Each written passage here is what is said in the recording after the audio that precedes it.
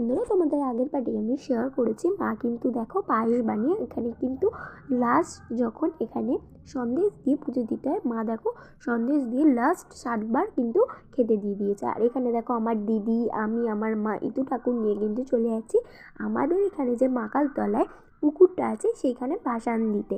এখানে দেখো আমার মা কিন্তু চলে এসে এবার দেখো ইতু ঠাকুরকে যে রিচুয়াল আছে সেইগুলো কিন্তু করে নিচ্ছে।